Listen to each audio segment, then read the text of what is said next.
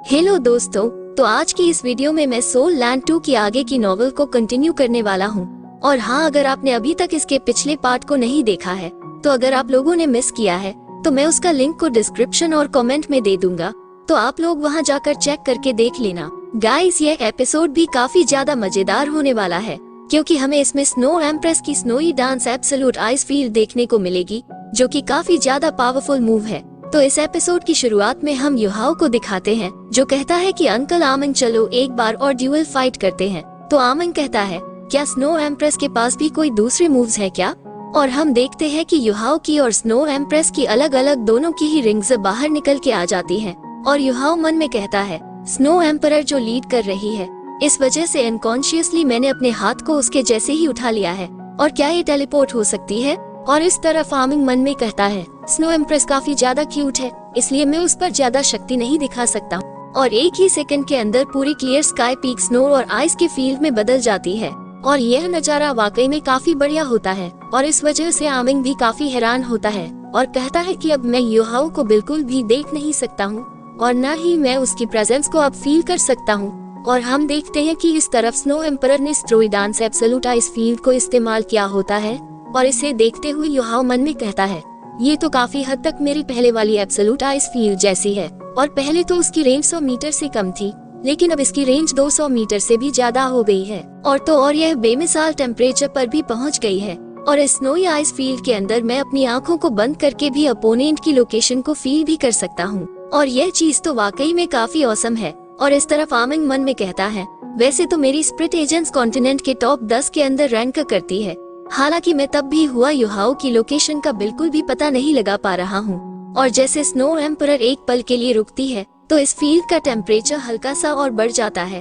और तभी हम आमिंग के पास युहाओ की शेडो को देखते हैं, और युहाओ के अगले मूव को दामिंग आराम से नोटिस कर लेते हैं। यह आमिंग को आगाह करते हुए कहते हैं, second brother is gentle one with snow less chill, से थोड़ा संभल के रहना, क्योंकि यह absolute northern land snow empress की 3 अल्टीमेट टेक्निक्स में से एक है। और इस तरफ युहाओ ने जेंटल वम विद स्नो लेस चिल से आमिंग के ऊपर एम्प्रेस पाम से अटैक कर दिया होता है। और आमिंग भी थोड़ा हैरान होते हुए मन में कहते हैं, ये पाम तो सच में काफी अजीब दिख रहा है, जो मैं इसके अंदर कुछ भी डिटेक्ट नहीं कर पा रहा हूँ। और हम देखते हैं कि युहाओ का ये पाम अटैक अंकल आमिंग को हिट कर जाता है, जिस वजह से यहाँ से काफी सारी शॉक वेव्स निकलती है। और युहाओ का यह अटैक इन्हें काफी ज्यादा ठंडा लगता है, और इस अटैक को करने के बाद युहाओ वापस से इस फील्ड में गायब हो जाता है। और हम शून्य देखते हैं कि आमिंग का हाथ पूरी तरीके से आइस में फ्रीज हो चुका होता है, जिसे देख के ये खुद भी काफी हैरान होते हैं। और यह मन में कहते हैं, शायद ये पाम ऑर्डिनरी दिखता हो, लेकिन यहाँ तक कि इसने मेरे हाथ की बोनस को भी जमा दिया है, और न सिर्फ स्केलेटन और मसल्स को बल्कि मेरी स्पिरिट पावर और ब्लड सर्कुलेशन तक को भी जमा दिया है। और हम देखते हैं कि हमारी जो लिटिल क्यूट स्नो एम्प्रेस थी, वो अब अपना रुद्र रूप ले लेती है, और यह आमिंग के ऊपर empress sudden rival ice attack कर देती है। और जैसे स्नो एम्प्रेस का यह अटैक आमिंग को हिट करता है, तो आमिंग की भी हालत खराब होने लगती है, और यह भी अपनी स्पिरिट रिंग्स को बाहर निकाल लेता है। और तभी स्नो एम्प्रेस एक और काफी खतरनाक अटैक को इस्तेमाल करने लगती है, और इस अटैक को इस्तेमाल करते देखकर युहाओ भी काफी ज्यादा हैरान होता है, और यह कहता है, स्नो एम्प्रेस, तुम इस टेक्निक को इस्तेमाल नहीं कर सकती हो, यह अंकल को इंजर कर देगा। और युहाओ की इस बात को सुन के स्नो एम्प्रेस इस टेक्निक को इस्तेमाल करना बंद कर देती है। और इस तरफ आमिंग भी युहाओ की बातों को सुन रहा होता है। और जब लिटिल स्नो एम्प्रेस और युहाओ आपस में बात कर रहे थे, तभी आमिंग को गुस्सा आ जाता है, और यह चिल्लाते हुए कहते हैं, आखिर यह क्या मसला है, और तुम्हारा इस चीज से क्या मतलब है कि इससे अंकल आमिंग इंजर्ड हो जाएंगे? और आखिर यहाँ पर ग्रैंड सोल मास्टर कौन है, तुम हो या मैं? और अगर तुम्हारे पास एबिलिटीज है तो अपना पूरा जोर लगाओ, मैं भी देखता हूँ कि तुम क्या करते हो। और तभी अंकल दामिंग यहाँ पर आ जाते हैं, और वो कहते हैं, आखिर तुम उससे बहस क्यों कर रहे हो, तुम पहले ही उससे हार चुके हो। और इस चीज को सुनकर आमिंग काफी हैरान होता है, और यह कहता है, हार गया? आखिर मैं कैसे हार गया? तो अंकल दामिंग कहते हैं, एक हार होती है, और अभी इस पर बहस करने का कोई भी मतलब नहीं है। और पहले तुम काफी हैरान हुए होगे और हल्का हल्का डर भी लगा होगा, इसलिए तुमने अनकॉन्शियसली अपने स्पिरिट वेपन को रिलीज किया, और युहाओ के पास बैकअप प्लान भी था, और किसे क्या पता कि वो टेक्निक तुम्हें इंजर्ड भी कर देती। तो आमिंग शांत होते हुए कहते हैं, हाँ ठीक है, तुम्हारी बात में दम है, इस राउंड में युहाओ तुमने इतना भी बुरा नहीं किया, और मैंने कभी नहीं सोचा था कि स्नो एम्प्रेस की जो सबसे ज्यादा फेमस अल्टीमेट टेक्निक्स हैं उसे तुम्हारी यह स्पिरिट सोल परफेक्टली कॉपी कर लेगी। इस पर अंकल दामिंग बताते हैं, एब्सोल्यूट नॉर्दर्न लैंड्स में 3 काफी ज्यादा पावरफुल स्पिरिट बीस्ट्स हैं, जिन्हें 3 हेवनली किंग्स भी कहते हैं। और तुम्हें भी पता होगा कि वो स्नो एम्परर, आइस एम्परर और टाइटन स्नो डेविल किंग है। और वहाँ पर कॉमनली एक सेंटेंस को इस्तेमाल किया जाता है स्नो एम्प्रेस की 3 अल्टीमेट टेक्निक्स को डिस्क्राइब करने के लिए। स्वर्ड और पाम को आसमान में भेजा जाता है उसे ठंडा करने के लिए। और एम्प्रेस की जो ये 3 अल्टीमेट टेक्निक्स हैं, वो फ्रोजन स्वॉर्ड, पाम और बोन चिलिंग विंटर जोन है। और यह जो एम्प्रेस की बोन चिलिंग विंटर जोन है, ये डोमेन टाइप स्किल है जिसे तुम इसके साथ टीम अप करके अनलीश कर सकते हो। और लेजेंड्स के अनुसार इनके फाइट करने के लिए एब्सोल्यूट नॉर्थर्न लैंड से सबसे ज्यादा सूटेबल है। और यह किसी भी रीजन को अपने डोमेन के अंदर चेंज कर सकती है, जैसे कि हवा में स्नोफ्लेक्स डांस से, जैसे कि वो डोमेन फॉरबिडन ग्राउंड बन जाता है। और पहले जो तुमने आमिंग के ऊपर पाम इस्तेमाल किया था, वही एम्प्रेस फ्रोजन पाम है। और ऐसा भी कहा जाता है कि इससे कोई भी इम्यून नहीं है, मतलब कि इसे कोई भी झेल नहीं सकता है।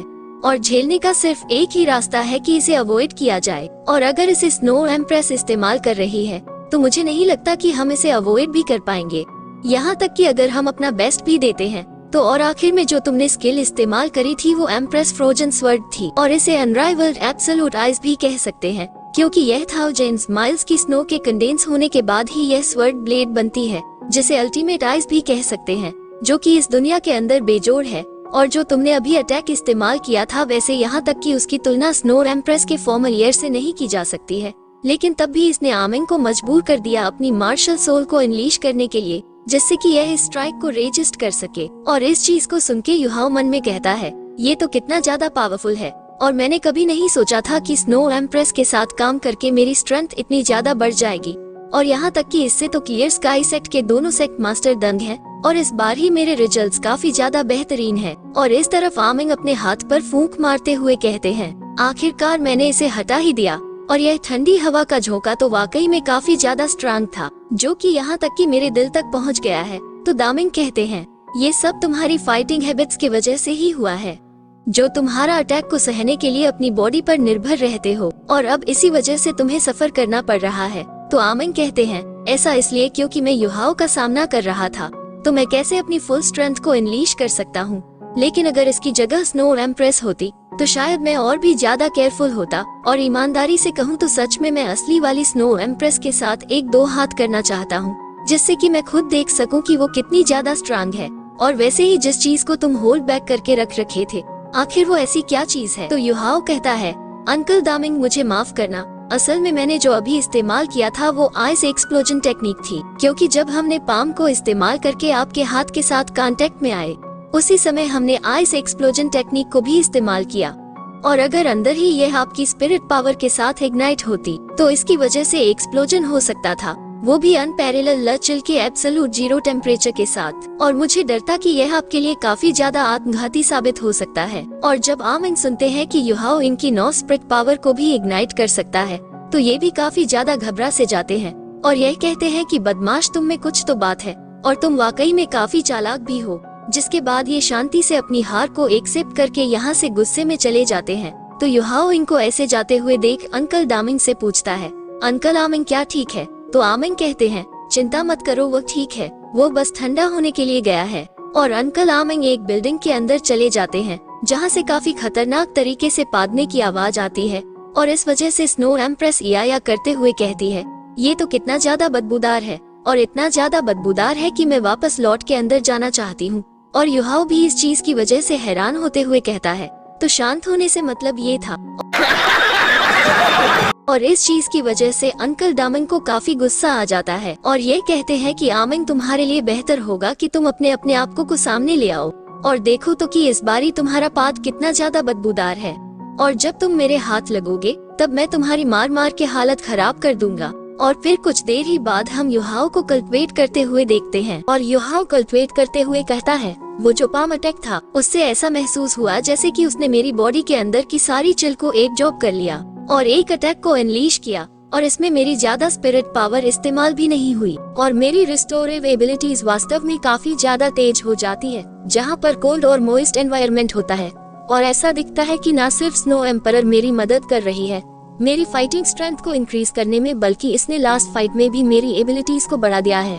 और स्नो एम्प्रेस की इतनी तगड़ी मदद के साथ अब मैं इतना ज्यादा कैपेबल हो गया हूँ कि मैं 1-on-1 में एक ट्रू स्पिरिट एजेंट्स फॉर्म वाले फाइटर के खिलाफ जा सकता हूँ। और फिर हमें एक दिन बाद का सीन दिखाया जाता है जहाँ पर वोंग डोंग लौट आया था और यह युहाओ के पास आके काफी खुश होते हुए कहता है मैं लौट आया।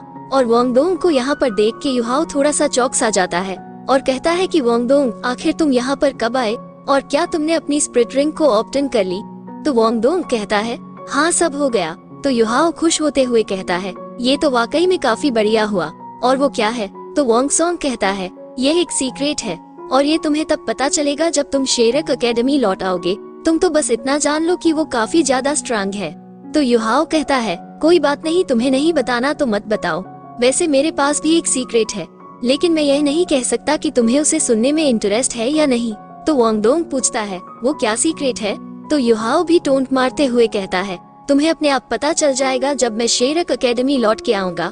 तुम तो बस इतना जान लो कि वो काफी ज्यादा स्ट्रांग है। और इस चीज को सुनकर वोंग डोंग को भी गुस्सा आता है और यह मुंह बनाते हुए कहता है मैं शेरक एकेडमी से इतनी दूर तुम्हें सिनेमोन एम्पायर लेने आया, तब भी तुम मेरे साथ ऐसा मजाक कर रहे हो। क्या तुम सच में इंसान भी हो या नहीं। और वोंग डोंग के गुस्से को देख के युहाओ भी घबरा सा जाता है और यह कहता है कि ठीक है मैं तो बस मजाक कर रहा था। और फिर युहाओ स्नो एम्प्रेस को बाहर आने के लिए कहता है और युहाओ को ऐसा करता देख वोंग डोंग भी थोड़ा सा हैरान होता है। लेकिन जैसे ही स्नो एम्प्रेस अपीयर होती है तो वोंग डोंग काफी ज्यादा खुश हो जाता है और यह कहता है कि यह लिटिल लेडी तो कितनी ज्यादा क्यूट है और जल्दी से आके मुझे एक हक दो। और इसी के साथ हमारा एपिसोड यहीं पर और हो जाता है। अगर आप लोगों को वीडियो अच्छा लगा हो तो प्लीज वीडियो को लाइक करके चैनल को सब्सक्राइब जरूर करें और हाँ कमेंट करके बताने की वीडियो कैसा लगा, अच्छा लगा हो। लाइक शेयर सब्सक्राइब दबा के करना। मिलते हैं वीडियो में।